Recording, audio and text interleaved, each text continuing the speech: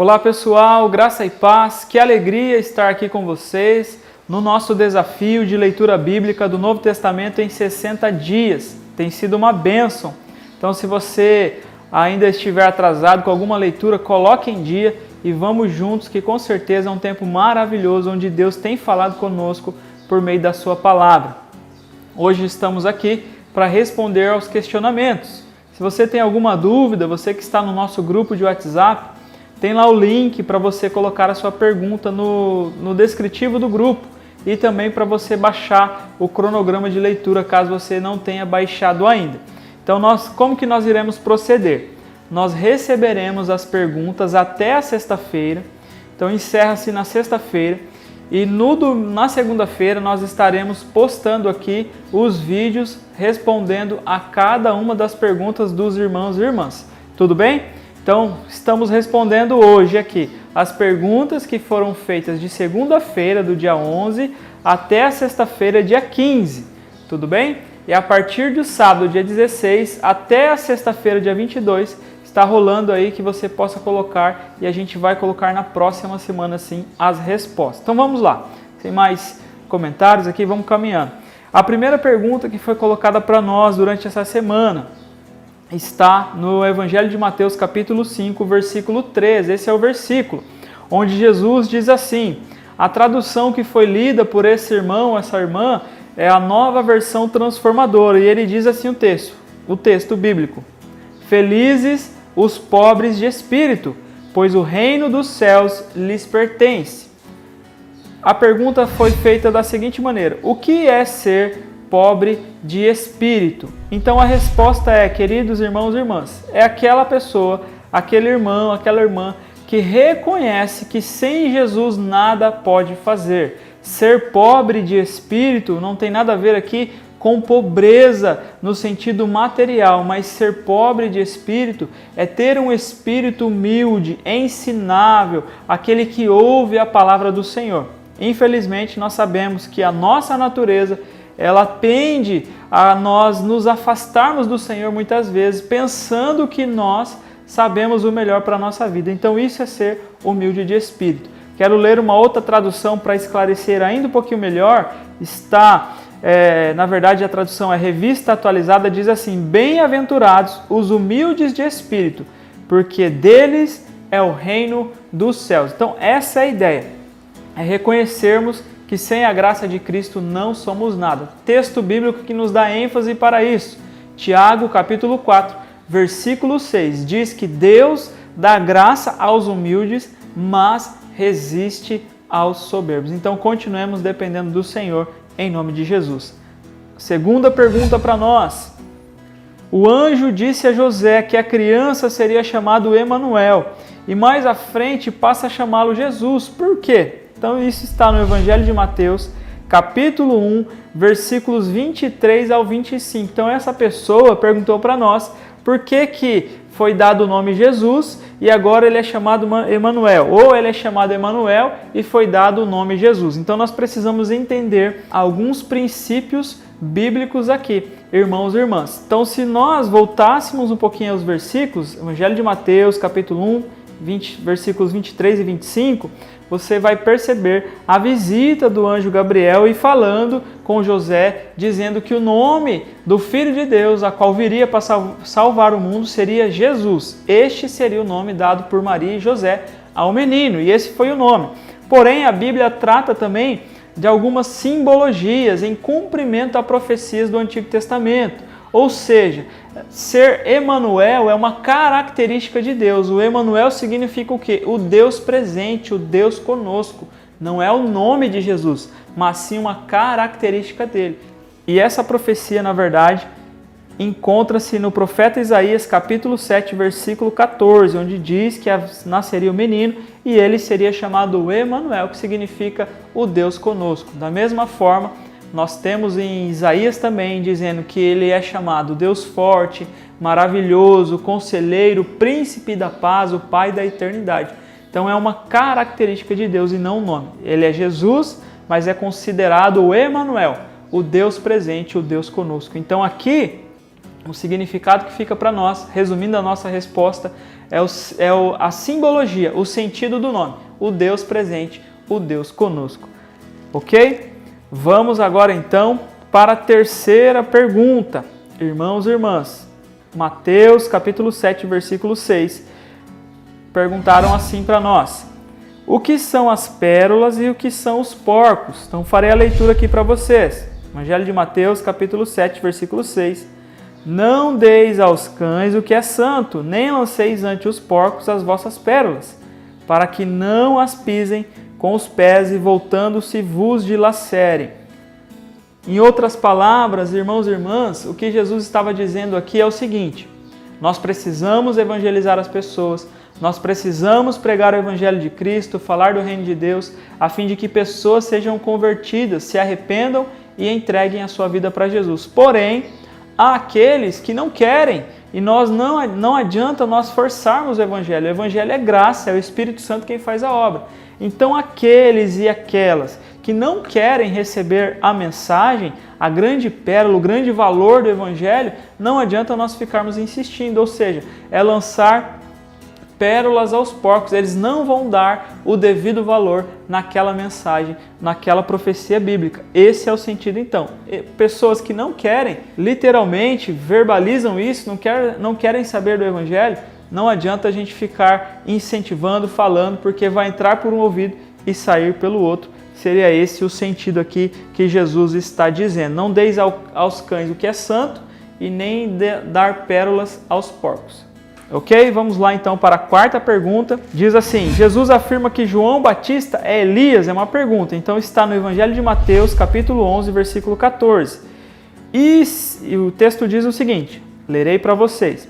E se o quereis reconhecer, ele mesmo é Elias que estava para vir. Então perguntaram, Jesus afirma que João Batista é Elias? Não é esse o significado também.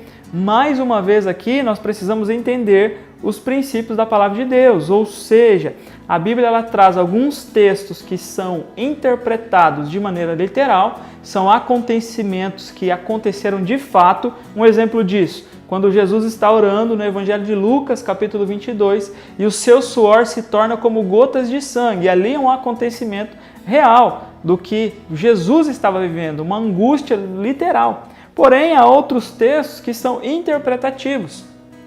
Um exemplo disso, as próprias parábolas de Jesus. Quando nós lemos as parábolas, não quer dizer que de fato aquelas histórias aconteceram. Porém, Jesus está usando de uma linguagem para inserir um princípio, uma ideia bíblica.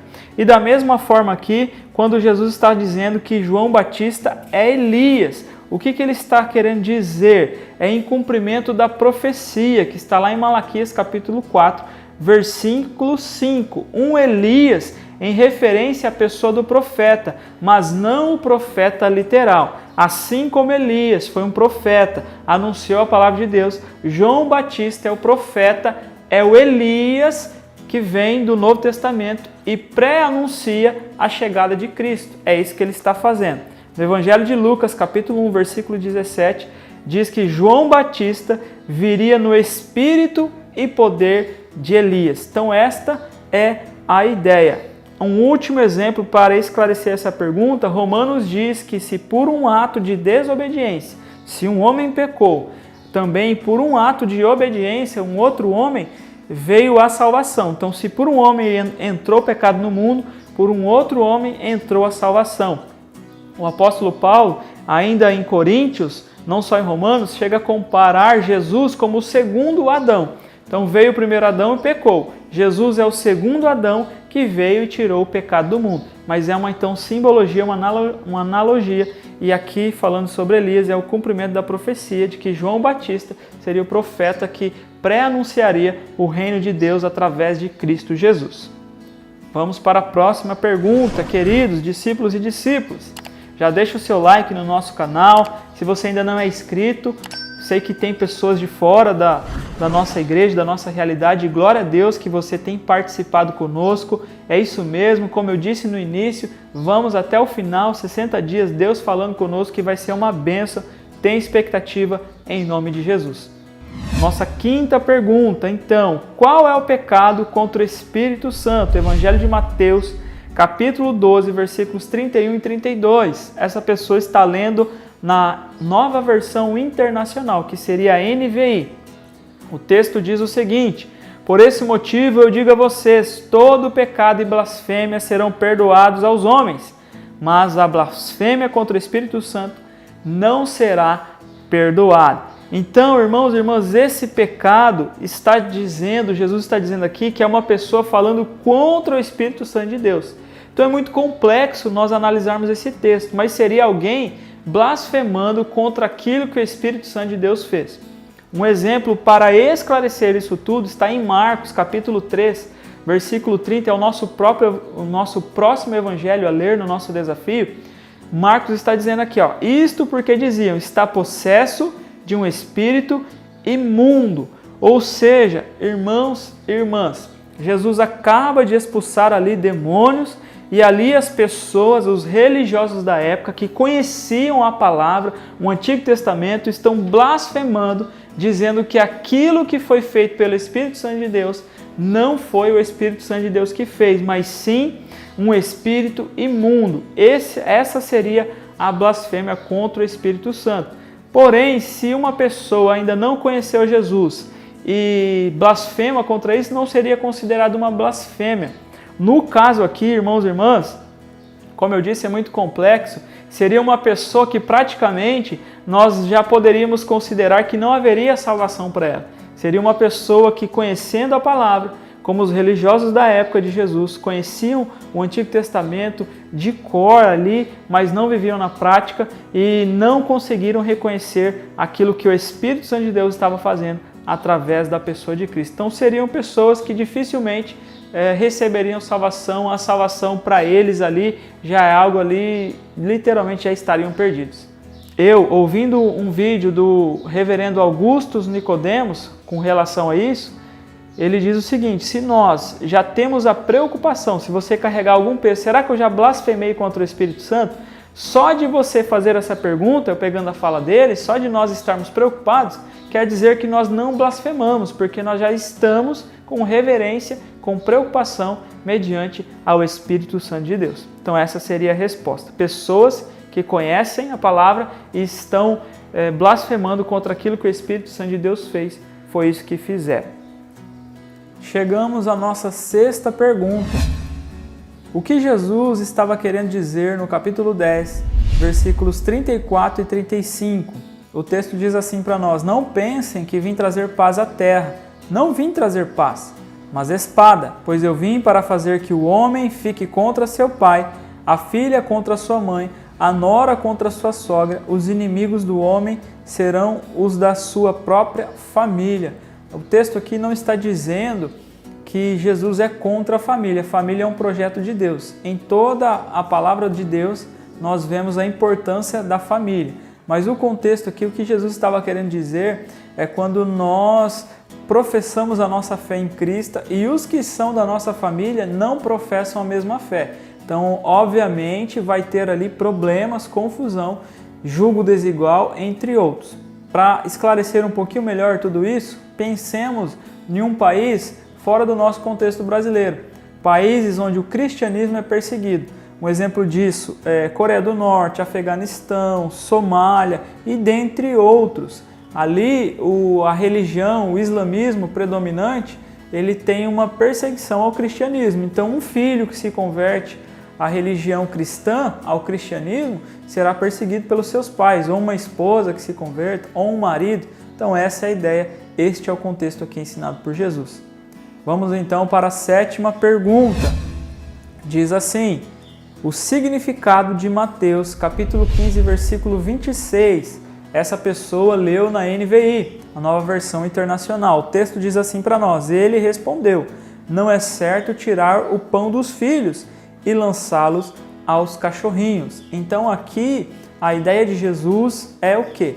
Ele está conversando com uma mulher cananeia que não pertencia ao povo de Israel, que não pertencia à linhagem vinda do Antigo Testamento, ou seja, em outras palavras, ela não merecia a atenção, o cuidado de Jesus. É por isso que Jesus diz que não pode tirar o alimento da pessoa ali, da família, e dar aos cachorrinhos. Não é certo eu fazer isso.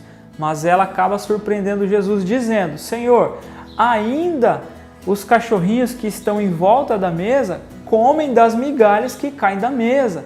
Ainda assim, se for para receber as migalhas, eu sei que eu não mereço receber essa mensagem, eu não pertenço ao povo de Israel, mas o que sobrar das migalhas que vem do Senhor, eu tenho certeza que será bom e muito bom. Ela está com a sua filha endemoniada e precisa muito do milagre de Jesus. E Jesus declara que a tamanha fé dessa mulher, e diz: ó mulher, que se cumpra então o que você desejou. E a filha dela foi liberta, foi curada. Então essa é a ideia que Jesus está apresentando ali. Ela não merecia aquela mensagem, não fazia parte. Então, em outras palavras, não é certo eu tirar o alimento, vamos pensar assim, de uma família e entregar a um animal, a um cachorro. Mas ela diz: Senhor, mas até mesmo os cachorrinhos, eles comem das migalhas que caem da mesa. E mesmo que for pouco, eu sei que o pouco do Senhor é muito, e o Senhor pode fazer o milagre. E ela mostrou uma fé maravilhosa, e foi isso que aconteceu. O milagre aconteceu e a sua filha foi liberta, e glória a Deus. Oitava pergunta, queridos, vamos lá, vamos juntos. Perguntaram assim para nós: por que Jesus disse que alguns não são aptos para o casamento? Evangelho de Mateus, capítulo 19, versículo 12. Leram esse versículo na nova tradução da linguagem de hoje, a NTLH. O texto diz o seguinte para nós: pois há razões diferentes que tornam alguns homens incapazes para o casamento. Uns porque nasceram assim, outros porque foram castrados, e outros ainda não casam por causa do reino do céu. Quem puder, que aceite este ensinamento. Então, o que era o eunuco, queridos irmãos e irmãs? Dando a resposta aqui. O eunuco era um oficial do rei e muitas vezes eram responsáveis por cuidar do harém do rei. O que era o harém? Era um local onde habitavam mulheres do rei, concubinas e mulheres que o rei se relacionava. Então, obviamente, o rei não gostaria de colocar ali um homem que sentisse atração por mulheres, e porque correria um sério risco de ser infiel ao rei e de ter relacionamento com aquelas mulheres. Então, o eunuco era aquele que foi castrado, às vezes até possivelmente, na sua infância, porque os escravos nesta época aqui, já desde cedo poderiam ser castrados e ser eunucos pelos seus senhores. Então, a ideia aqui que Jesus está falando é o seguinte: Jesus não está dizendo que o homossexualismo acontece de nascença, nada disso, essa ideia é refutada pela Bíblia. Mas há pessoas que têm um dom especial desde que nasceram, que têm algo que não se dedicarão ao casamento, elas não foram preparadas para isso. Essa é a ideia que Jesus está trazendo. Conforme temos aqui a vida de João Batista, nós temos a vida do apóstolo Paulo, que não se casaram, mas se dedicaram ao dom do celibato, eles se dedicaram à vida, à obra do Senhor. Então essa é a ideia. Então, de nascença, aqueles que não têm aptidão, não são inclinados ao casamento. Pode acontecer, quem sabe você conheça pessoas. Quer ver um homem da atualidade, muito usado por Deus? John Stott, muito conhecido no meio cristão, também nunca se casou, dedicou a sua vida ao Senhor. E ainda há aqueles, o texto diz, que foram castrados. E aí entra aqui a questão do eunuco, o contexto da época que eu disse para vocês, que acontecia que aqueles homens eram castrados, escravos, servos eram castrados justamente para não correr o risco de serem infiéis ao seu rei, ao seu senhor. Então esta é a ideia aqui, queridos irmãos e irmãs. E a grande verdade é que existem pessoas que não vão se casar. O grande problema aqui é que ficar solteiro tem que ser ficar solteiro para a glória de Deus. Quem ficar solteiro não é para querer ter relações sexuais, porque a relação sexual ela é abençoada no casamento. Então aquele e aquela que desejar ficar solteiro ou solteira deve se dedicar ao reino de Deus e ter essa postura, ser tranquilo com relação a tudo isso. Porque se ficar solteiro e viver em pecado, aí é melhor que se case. É isso que o apóstolo Paulo também está declarando lá em Coríntios. Então vamos para a última pergunta, irmãos e irmãs, a nona pergunta: o que Jesus está querendo dizer no capítulo 13, versículo 52?